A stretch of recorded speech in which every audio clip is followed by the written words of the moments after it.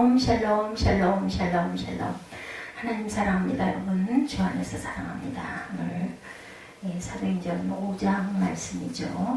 하나님과 삽비라 사건입니다. 42절 끝에 보면 가르치기와 전도하기를 그치지 아니하였다. 그래서 제가 그 말씀을 제목으로 가르치기와 전도하기를 그치지 아니하리라. 4장 46, 7절, 36, 7절이죠. 4장. 구브로에서 난 레위족 사람이 있으니 그 이름은 요셉이라. 사도들이 일컬어 바나바라 하니 번역하면 위로의 아들이죠. 그가 밭이 있음에 파란 그 값을 가지고 사도들 발 앞에 밭을 팔아서 하나님께 드린 사건이 나오고 그 이후에 아나니아와 삽비라 사건, 우리가 잘 아는 사건입니다. 바나바와 대조를 이루는 사건이죠.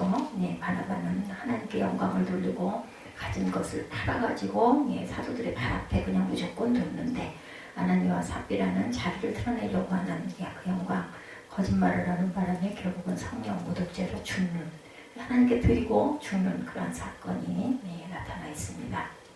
아나니아와 삽비라는 그 죄, 그들의 소유를 매각한 수익금을 일부를 남겨두고 전부 다 하라고 드린 것이 바로 거짓말. 베드로는 아나니아를 책망하는 부분이 3절에 나타납니다. 아나니아라는 사람이 그 안에 삽비라와 더불어 소유를 팔아 1절부터 그 값에서 얼마를 감춤해 아내도 알더라. 얼마만 가져다가 사도들의 발 앞에 두니 베드로가 말하죠. 아나니아여, 어찌하여 사탄이 내 마음에 가득하여 내가 성령을 속이고 땅값 얼마를 감추었느냐. 땅이 그대로 있을 때는 내 땅이 아니며 한 후에도 내 마음대로 할 수가 없더냐. 어찌하여 이 일을 내 마음에 두었느냐. 사람에게 거짓말한 것이 아니며 하나님께로다. 아나니아가 이 말을 듣고 엎드려 혼이 떠나니 이 일을 듣는 사람이 다 크게 두려워하더라. 젊은 사람들이 일어나 시신을 싸서 메고 나가 장사하니라. 3시간쯤 지나 그의 아내가 그 일어난 일을 알지 못하고 들어오니 베드로가 이르되 그 땅 판 값이 5분이냐 내게 말하라니 이르되 예 7분이라 하더라. 베드로가 이르되 너희가 어찌 함께 꾀하여 주의 영을 시험하려 하느냐. 보라, 내 남편을 장사하고 오는 사람들이 발이 문 앞에 이르렀으니 또 너를 메어 내어가리라 하니 곧 그가 베드로의 발 앞에 엎드러져 혼이 떠나가는지라. 젊은 사람들이 들어와 죽은 것을 보고 메어다가 그 남편 곁에 장사하니 온 교회와 이 일을 듣는 사람들이 다 크게 두려워하더라. 10절까지 죽어서 떠내다가는 사건이 나타나죠. 그래서 둘을 나란히 남편 옆에 장례를 합니다. 이 교회에 이 소식을 접한 모든 사람들이 두려워 떨었다. 11절까지. 사도들이 그 이후에 12절부터는 표적을 일으키는 사건이, 사도들이 손을 통하여 민간의 표적과 기사가 많이 일어나며 믿는 사람이 다 마음을 같이하여 솔로몬 행각에 모이고 그 나머지는 감히 그들과 상종하는 사람이 없으니 백성이 칭송하더라. 믿고 주께로 나오는 자가 더 많으니 남녀의 큰 무리더라. 심지어 병든 사람을 메고 거리에 나가 침대와 요위에 누이고 베드로가 지나갈 때 그의 그림자라도 누구에게 덮일까를 바라고 예루살렘 부근에 수많은 사람도 모여 병든 사람과 더러운 귀신에게 괴로움받는 사람을 데리고 와 다 나음을 떴더라. 자, 사도들이 표적을 일으키는 사건이 나타나죠. 아픈 병든 자들이 고침을 받는 사건이 12절부터 16절까지 나타납니다. 그 다음에 이제 오늘 본문이죠. 사도들의 생명의 말씀을 백성들에게 전하는 사건. 그래서 많은 사람들이 회개하고 돌아오는 사건이죠. 거짓말에 대해서 예레미야 9장 5절. 그들은 각기 이웃을 속이며 진실을 말하지 아니하며 그들의 혀로 거짓말하기를 가르치며 악을 행하기에 지쳤다. 이렇게 증거합니다. 거짓말하기를 가르쳤대요. 속임으로 받은 결과에 대해서 시편 55편 23절입니다. 하나님이여, 주께서 그들로 파멸의 운동에 빠지게 하시리다. 피를 흘리게 하며 속이는 자는 그들의 날을 반도 살지 못할 것이나 나는 주를 의지하리다. 속이는 자는 그 사람들이 타고난 생명에 반도 못 산다. 이렇게 증거하죠. 그리고 12절부터 16절까지는 교훈에 대한 것을 나타냅니다. 표적을 일으켜서 교훈하죠. 하나님께서 사도들을 통해서 사람들 가운데 많은 표적과 기사를 베푸는 사건. 12절이죠. 많은 사람이 다 마음을 같이하여 솔로몬 행각에 모여들었다. 본문의 표현으로 보면 제자들은 군중들에게 증거하기 위한 장소를 보통 솔로몬 행각으로 삼았던 것 같아요. 장소가 솔로몬 행각입니다. 물론 몇몇 교인별로 각자의 집에서 삽입을 가질 수도 있었지만 한 교회로서의 연합된 일을 하기 위해 모일 때는 넓은 장소가 당연히 필요하죠. 성전의 바깥들은 모든 사람에게 공개되어 있었고 이것이 바로 솔로몬 행각이었던 것 같아요. 모임으로 좀 구별된 사람들이었고 백성들에게 칭송을 받았다. 13절에 이렇게 나타나 있습니다. 그러므로 믿고 주께로 나오는 자들이 많았다. 15절에 사람들은 병자를 데려왔고 병자들의 베드로의 그림자라도 덮이기를 바랐다는 거죠. 그림자라도 밟으면 그림자가 덮이면 나는 낫는다. 이런 믿음을 가졌다는 거죠. 그러나 베드로의 그림자에 마술적인 힘이 있는 게 아니죠. 그 능력은 예수님의 이름으로 믿는 병자들에게 임함으로 고침을 받습니다. 병든 사람과 귀신 들려 괴로움을 받는 사람이 사도들에게 와서 나음을 입었습니다. 16절까지 증거합니다. 17절부터는 사도들의 생명의 말씀은 백성에게 전하는 사건이 나타나죠. 능력의 은사들을 각각 주셔요. 그죠? 고린도전서 12장 10절에도 어떤 사람에게는 능력 행함을, 어떤 사람에게는 예언함을, 어떤 사람에게는 영들 분별함을, 다른 사람에게는 각종 방언 말함을, 어떤 사람에게 또한 방언 통역함을 주시나니 이렇게 증거합니다. 믿음에 대해서도 요한복음 1장 12절에 영접하는 자 곧 그 이름을 믿는 자들에게는 하나님의 자녀가 되는 권세를 주셨다라고 말씀하죠. 괴소되는 시련과 승리에 대해서 17절과 18절에 대제사장 무장과 그와 함께 있는 사람 즉 사두개인의 당파가 다 마음에 시기가 가득하여 일어나더니 사도들을 잡아다 옥에 가둡니다. 이 시기하는 사람들에 대한 말씀이죠. 관원들은 번져가는 운동을 막기 위해서 새로운 조치를 취합니다. 이번에도 그 주체는 대제사장들과 사도계파, 하나님을 안다는 사람들이 이런 일들에 삭동을 하죠. 사도들은 모두 연행해서 밤새 옥에 가두는 사건이 18절에 나타나 있습니다. 잡아다 옥에 가둡니다. 18절에 보면 그리고 나서 다음날 법정에 이제 세울 작정입니다. 그들은 마음의 시기가 가득했고 베드로와 요한에게 놓았던 올무를 씌우려는 생각을 끊임없이 합니다. 시기에 대해서 야고보서 3장 14절입니다. 그러나 너희 마음속에 독한 시기와 다툼이 있으면 자랑하지 말라. 진리를 거슬러 거짓말하지 말라. 증거합니다. 옥에 가두었다. 누가복음 21장 12절에 이 모든 일 전에 내 이름으로 말미암아 너희를 손을 대어 박해하며 회당과 옥에 넘겨주며 임금들과 집권자들 앞에 끌어가려니와 이렇게 말씀하죠.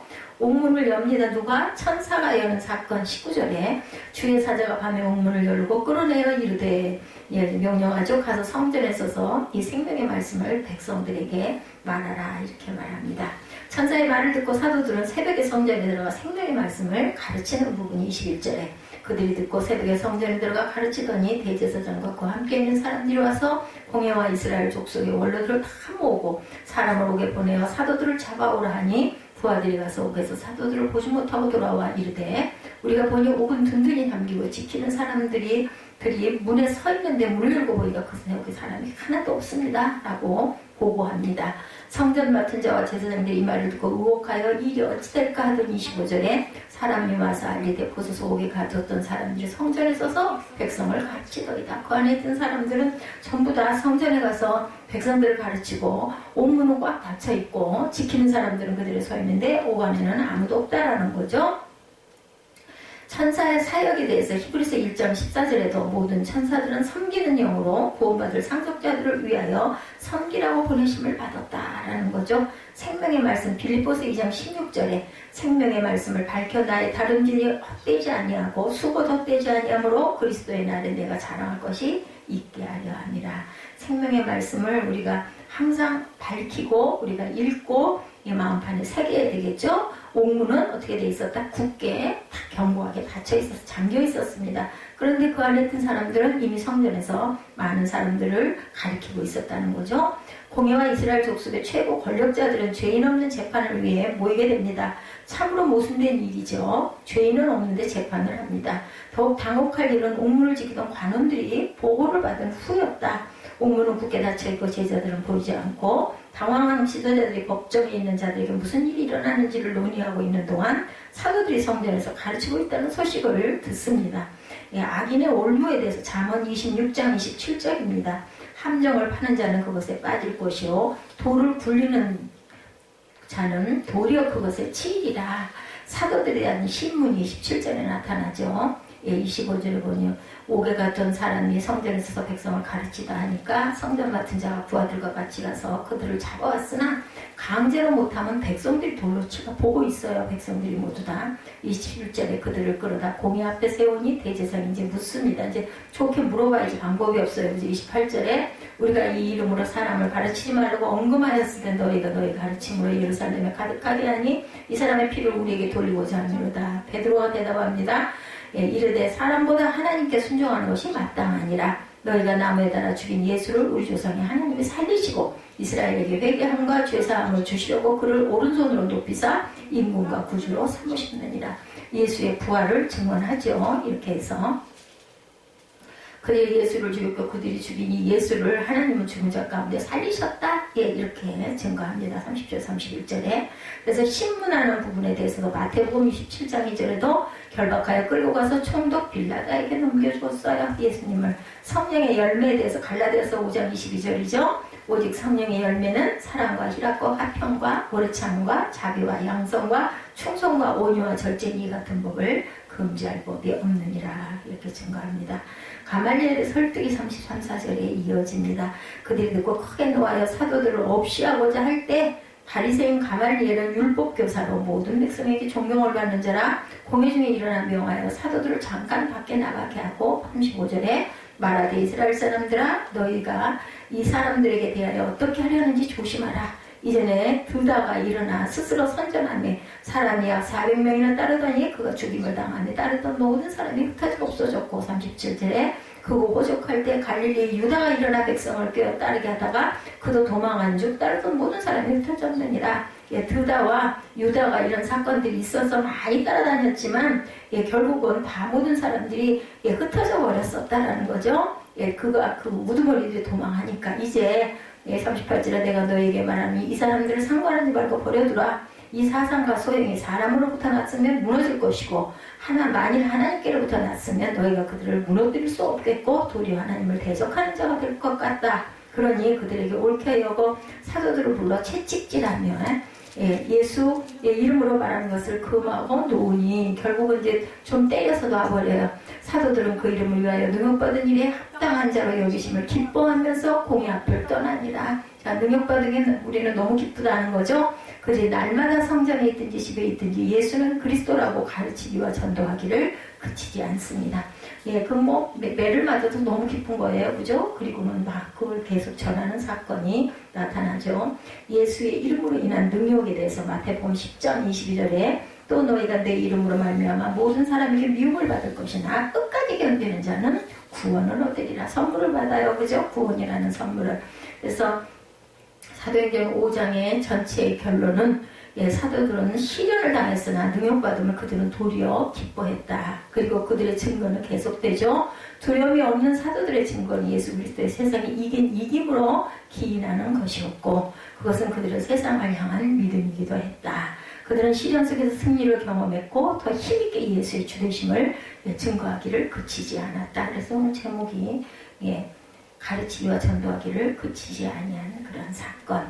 기원전 490년에 페르시아군과 아테네군 사이의 전투가 마라톤에서 있었어요. 마라톤이라는 것이 지명이었던 것 같아요. 마라톤은 그리스의 아테네에서 북동쪽 30km 떨어진 위치에 있는 지역 이름입니다. 아테네는 페르시아군이 마라톤에 상륙한다는 소식을 듣고 전령 페이디피데스를 스파르타의 도움을 청하기 위해 파견합니다. 페이디피데스는 약 200km 거리를 이틀에 걸쳐서 돌주했다. 이렇게 기록이 남아 있습니다.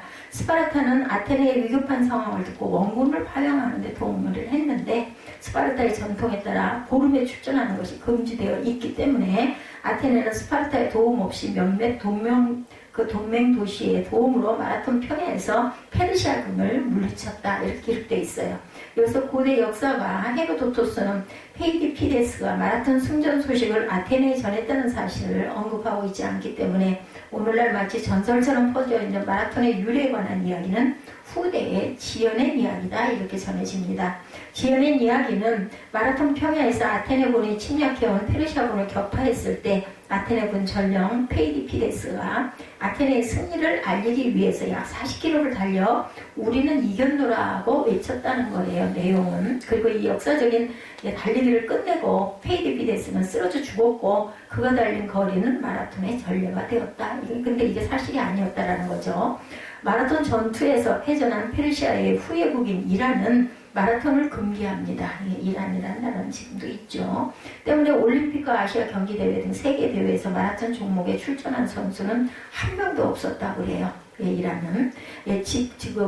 자국의 도시인 아테네 테헤란에서 열린 1974년 아시안게임에서는 마라톤이 아예 제외되었다고 합니다. 전령사 페이디페데스는 승전보를 전하고 쓰러져 죽었는데 기원전 1011년경 충신 다윗을 제거하여 왕권을 아들에 계승하려던 사울왕이 블레셋과의 전투에서 비참하게 죽습니다. 사울왕은 다윗을 무려 7년간 추격해서 살해하려고 했었죠. 다윗은 7년 동안 도피하면서 수차례 사울왕을 죽일 수 있는 기회가 있었지만 계속 나타나죠. 하나님께서는 기름 부어 세우신 왕이었기 때문에 다윗은 턱끝 하나도 손을 대지 않습니다. 사울이 다윗을 추격했던 중에 엔게디 광야 동굴에 홀로 들어왔을 때 직접 사울을 죽일 수 있는 기회를 잡았었죠. 그러나 다윗은 여호와의 기름 부음을 받은 내주를 치는 것은 여호와의 금하시는 것이니 그는 여호와의 기름 부음을 받은 자가 됨이니라는 말씀을 지켜서 사울을 살려줍니다. 사무엘상하에 계속 나타나죠. 사무엘상 24장 6절에서 10절 내용에 보면 자기 사람들에게 이르되 내가 손을 들어 야훼의 기름 부음을 받은 내주를 치는 것은 여호와의 금하시는 것이니 그는 여호와의 기름 부음을 받은 자가 됨이니라 하고 다윗이 이 말로 자기 사람들을 금하여 사울을 해치지 못하게 하니라. 사울이 일어나 굴에서 나가 자기 길을 가니라. 그 후에 다윗도 일어나 굴에서 나가 사울의 뒤에서 외쳐 가로되 내 주 왕이여 하매 사울이 돌아보는지라. 이제 대화가 나와요. 다윗 땅에 엎드려 절하고 사울에게 이르되 그때는 사울이 왕이었으니까 다윗이 왕을 해하려고 한다고 하는 사람들의 말을 왕을 어찌하여 들으시나이까 물어봅니다. 오늘 야훼께서 굴에서 왕을 내 손에 붙이신 것을 왕이 아셨을 것입니다. 혹이 나를 권하여 왕을 죽이라 하였으나 내가 왕을 아껴 말하기를 나는 내 손에 들어 내 주를 해치지 아니하리니 그는 여호와의 기름 부음 받은 자가 됨이니라 하였나이다. 이렇게 얘기합니다.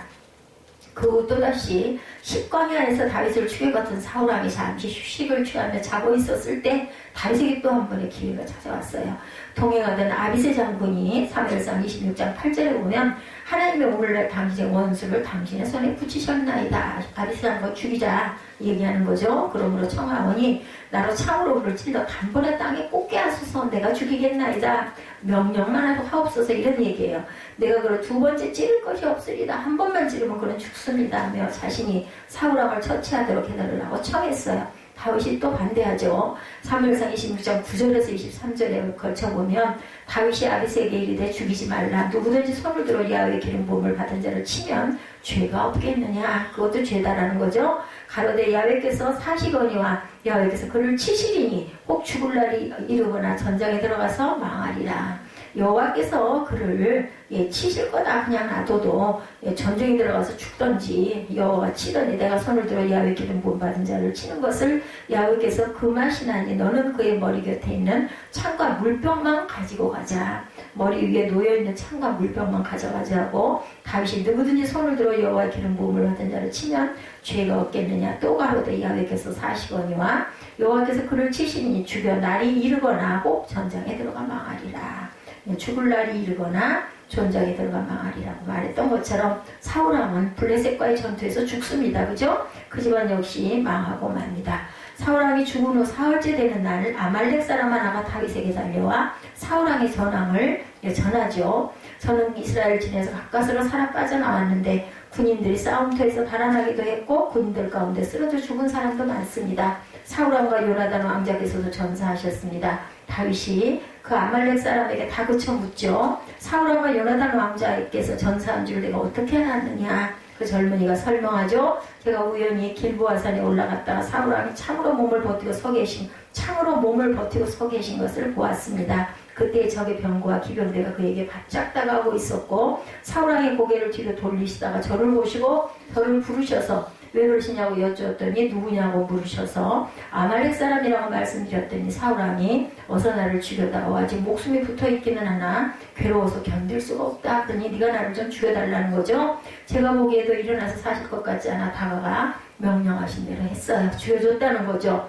그런 다음에 저는 머리에 쓰고 계신 왕관을 벗기고 팔에 끼고 계신 팔찌를 빼어서 이렇게 가져왔습니다. 다윗에게 들고 와가지고 내가 사울을 죽이고 전리품을 갖고 왔다는 거예요. 그러자 다윗이 슬픔을 억누르지 못하여 자기 옷을 잡아 찢으며 깊이 애도합니다.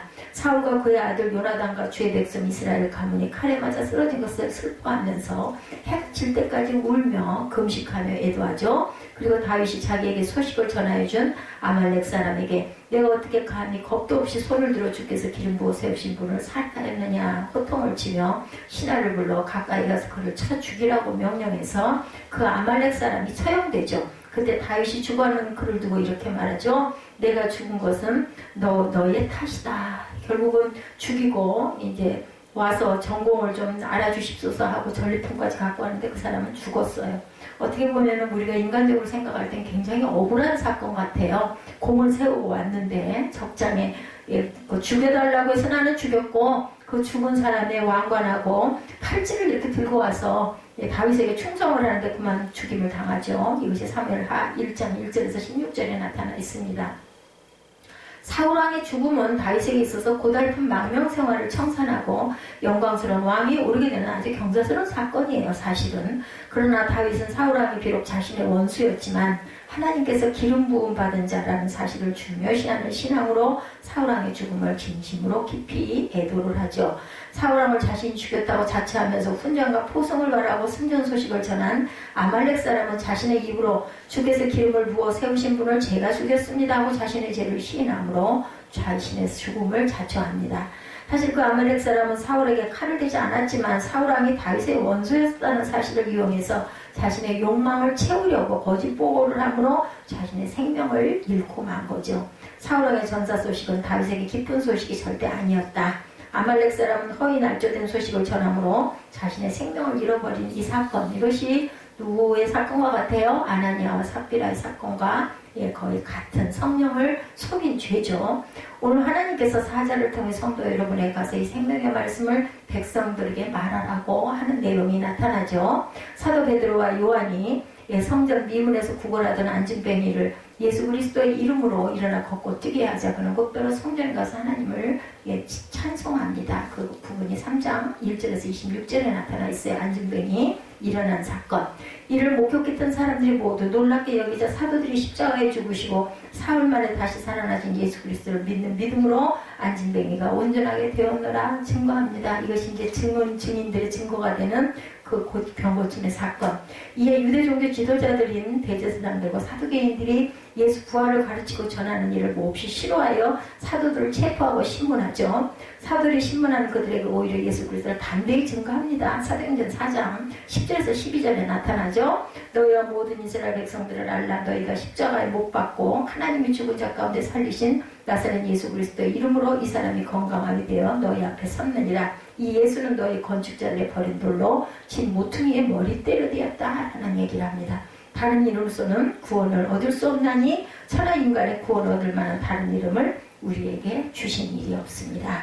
사도들이 담대하게 그리고 병 나은 사람과 함께 자리하여 예수 그리스도를 증거하자 사도들은 딱히 비난할 말이 없어서 예수 그리스도의 이름을 말하지도 말고 가르치지도 말라고 협박을 합니다. 그러나 베드로와 요한이 19절에서 20절에 하나님 앞에서 너희 말 듣는 것이 하나님 말씀 듣는 것보다 더 옳으냐 너희들이 판단해보라 이렇게 오히려 반문하죠. 우리는 보고 들은 것을 말하지 않을 수 없다며 전혀 그들에게 굴하지 아니하는 그런 사건이 사장에 나타납니다.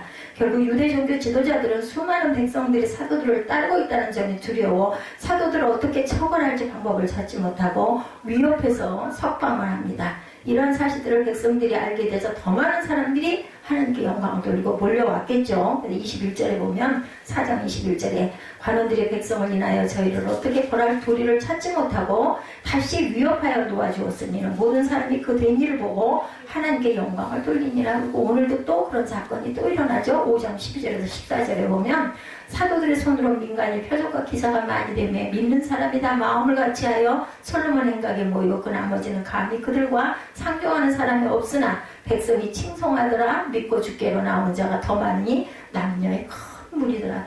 계속해서 무리들이 늘어납니다. 이렇게 사도들에게 약속하신 성령이 강림하자 성령 강림 사건이에요.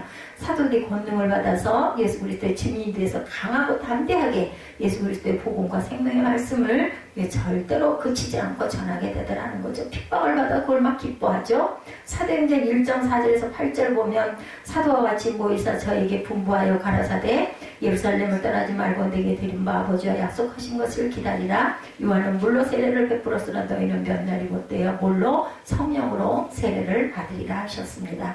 저희가 모였을 때 예수께 묻자와 가르쳐 주께서 이스라엘 나라를 회복하신 이때니까 하니 가라사대 때와 기한은 아버지께서 자기의 권한에 두셨으니 너희야 알 바 아니요 오직 성령이 너희에게 임하시면 너희가 권능을 받고 예루살렘과 온 유다와 사마리아 땅끝까지 이르러 내 증인이 되리라 하시도다. 뭐가 임하면? 성령이 임하면 증인되는 삶을 살아갑니다. 성령이 사도들에게 임하게 되자 권능을 받아 예수 그리스도를 전하며 그의 이름으로 수많은 표적과 기사가 또한 일어나죠. 그리고 수많은 백성들이 예수 그리스도를 믿게 되자 대제사장과 사두개인들의 당파가 다 마음이 시기가 가득해. 이것들을 어떻게 죽일까? 이 생각만 골몰하죠. 근데 주변에 보고 있는 군중들이 있기 때문에 어떻게 할 수도 없고, 그죠?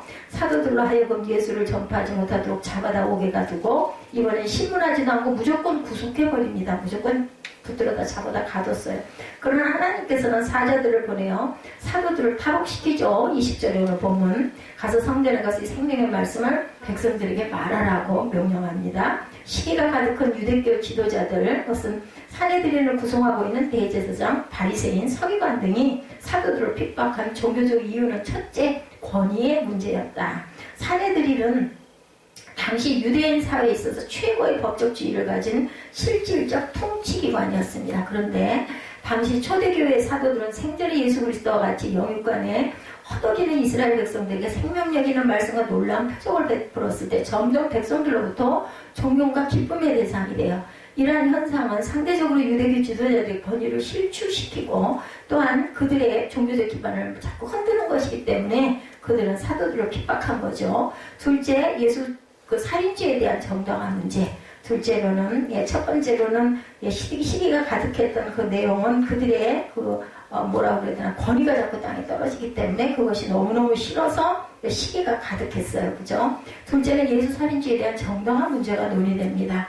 예수를 십자가에 못 박게 한 직접적인 장본인은 유대교 지도자들이었습니다. 이들은 십자가에 죽은 줄 알았던 예수가 다시 살아나서 부활하시고 이제 그의 제자들이 예수 그리스도를 전파한다는 소문이 현실적인 문제로 되드렸기 때문에 당황하지 않을 수가 없었어요. 예수를 죽인 죄값을 받을까 하는 두려움 때문에 이제 두려워합니다. 첫 번째로들은 자기의 권위들이 흔들리니까 그것이 싫었고, 두 번째는 살인죄에 대한 정당한 문제가 이제 또 흔들리기 때문에 두려워합니다. 사도행전 5장 28절이죠. 오늘 보면 우리가 이 이름으로 사람을 가르치지 말라고 언금하였을 때 너희가 너희 교를 예루살렘에 가득하게 하니 이 사람의 피를 우리에게 돌리고자 함이로다, 이렇게 말합니다.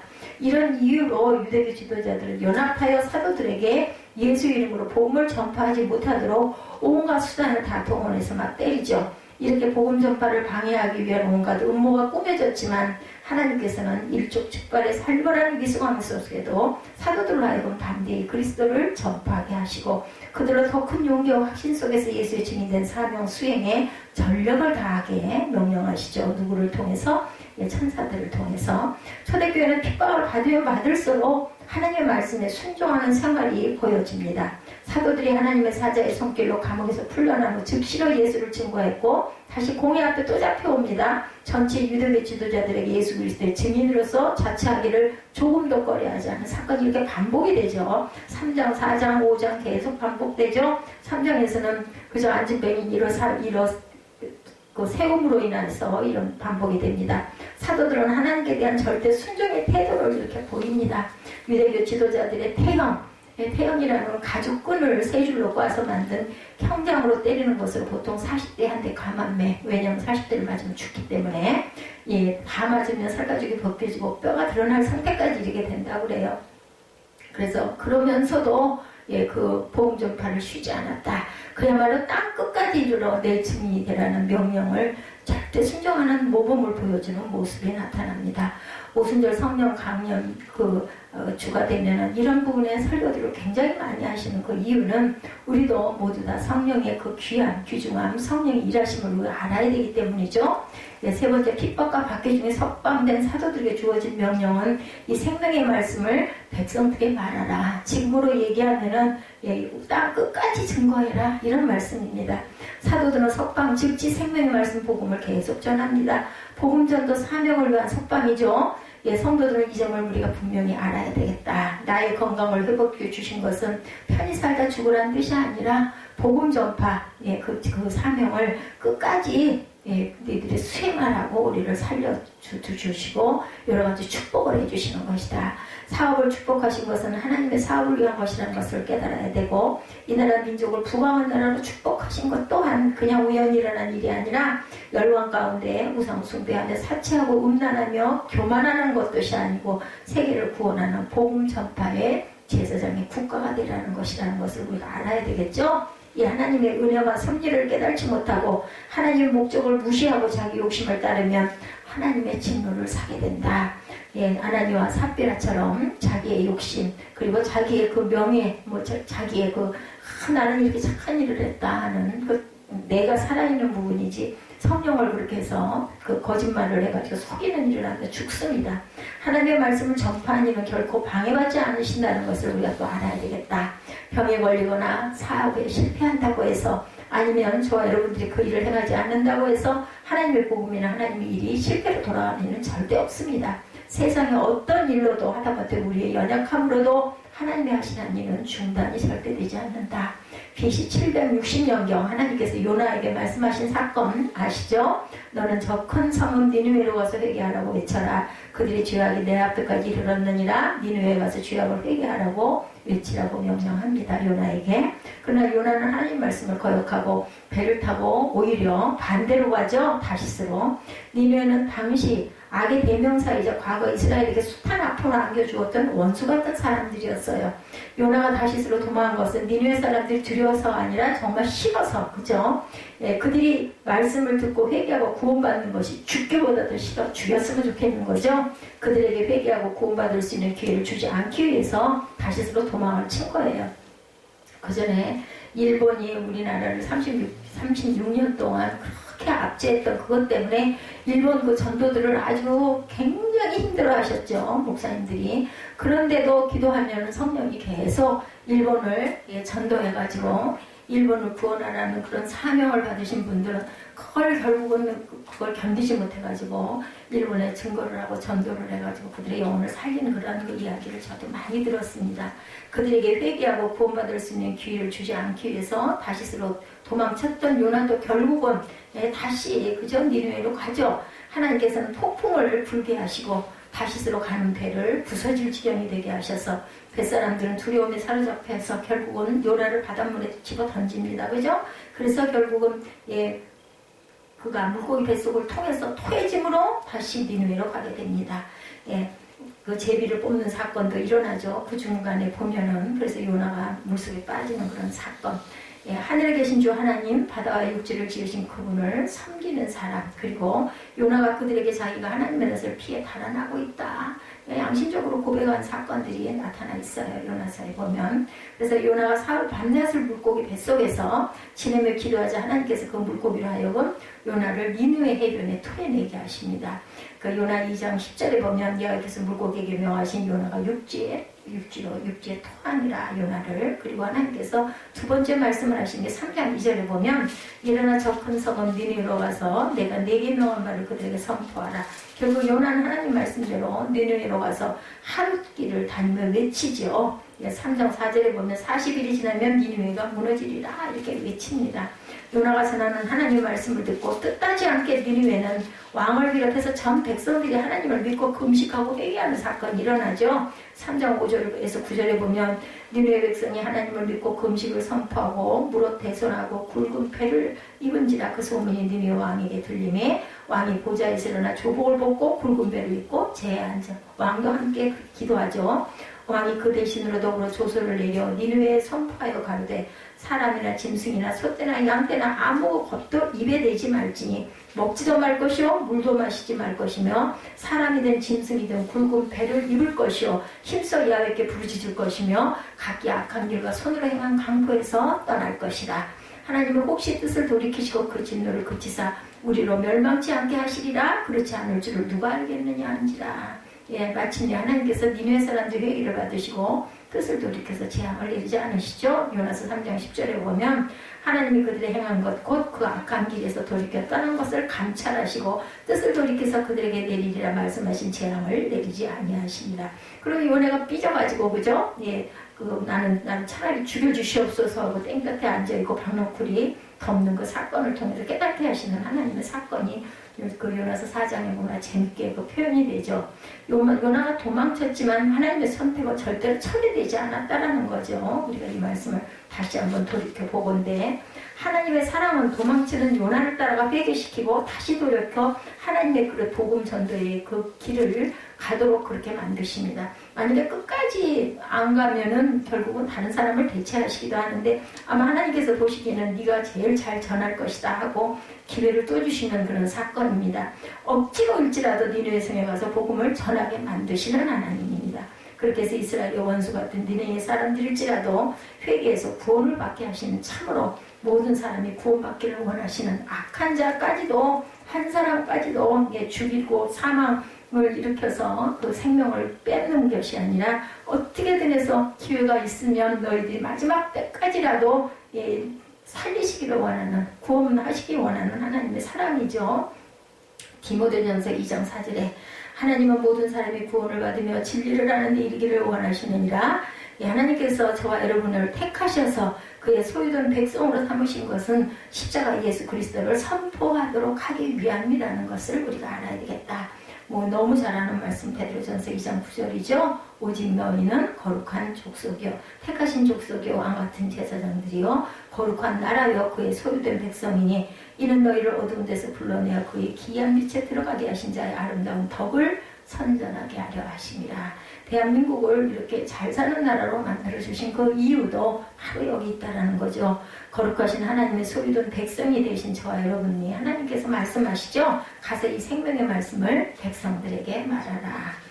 사도들은 어떠한 핍박과 박해 가운데서도 굴하지 않고 복음 전도의 사명을 감당하죠. 사도들이 여러 가지 신문을 받고 공갈과 협박과 능욕을 받고 풀려나오면서도 오히려 기뻐하면서 예수를 증거하고 전파하는 일을 쉬지 않았다라고 40절에서 42절에 나타나죠. 저희가 옳게 여겨 사도들을 불러들여 책찍질하며 예수의 이름으로 말하는 것을 금하고 놓으니 사도들은 그 이름을 위하여 능욕받는 일에 합당한 자로 여기심을 기뻐하면서 공의 앞을 떠났다고 말합니다. 저희가 날마다 성전에 있든지 집에 있든지 예수는 그리스도라 가르치기와 전도하기를 쉬지 아니하리라. 날마다 성전에 있든지 집에 있든지 예수는 그리스도와 가르치기와 전도하기를 쉬지 아니하는 저와 여러분들 그리고 새생명 새교회가 되어야 되겠죠. 미국의 유명한 부흥사였던 무디 선생님이 시카고에 살고 있을 때였다고 그래요. 집회를 마치고 밤늦게 집으로 돌아오는 길이었다고 합니다. 한 젊은이가 가로등에 기대어 서 있는 것을 발견한 무디가 그에게 다가가 당신은 예수를 믿으십니까? 라고 물었대요. 그랬더니 청년은 이상한 얼굴을 하고 무소리를 노려보더니 주먹을 불끈 쥐고 얼굴을 붉히며 차마 치지는 못하고 악 하고 소리를 지르더랍니다. 전도해 보려고 말을 건네다만 봉변을 당하나 보다고 생각한 무디는 침착하게 다시 말합니다. 내 말에 기분이 상했다면 미안합니다. 나는 그저 당연한 것을 물었을 뿐입니다. 라고 말하자 이 사나이는 격한 의조로 말하기를 너는 도대체 뭐하는 놈이냐. 남의 일에 간섭하지 말고 너나 잘해 이거죠. 이렇게 소리치더라지고 이때 무디는 다시 말합니다. 실은 이것이 내가 하는 게 아니랍니다. 하고 돌아왔어요. 이런 일이 있은 후 이런 일이 있으나 아무 일도 없이 3개월이 지났는데 어느 추운 날 새벽녘에 무디의 집 문을 누가 놓고 하는 사람이 있었어요. 추운 겨울날 무디는 읽던 책을 놓고 나 누구냐고 무슨 일로 왔냐고 묻자 밖에서 들리는 음성은 나는 그리스도인이 되고 싶은 사람입니다 라고 말을 하더랍니다. 이 말을 듣고 무디가 문을 열었는데 3개월 전 전도를 받고 무디를 때리려고 주먹을 불고 쥐었던 그 사람이들이라는 거죠. 무디의 안내로 집에 들어선 사나이는 공손히 무디에게 인사를 하더니 다음과 같이 말했대요. 나는 선생님의 전도를 받고부터 지금까지 마음에 변화가 없고 말할 수 없는 번민으로 고통을 당해왔는데 어젯밤에도 밤새껏 잠을 이루지 못하고 번민하다가 결실하고 이렇게 찾아왔으니 제발 나를 위해 기도해 주세요. 이렇게 얘기하더라는 거죠. 이날 이후로 믿는 자가 된 이 젊은이는 무디 선생이 운영하는 주일학교 교사 일을 보다가 독립전쟁이 시작되었을 때 자원 출전해서 현역이 된 다음 최초의 전사자가 되었다라고 그래요.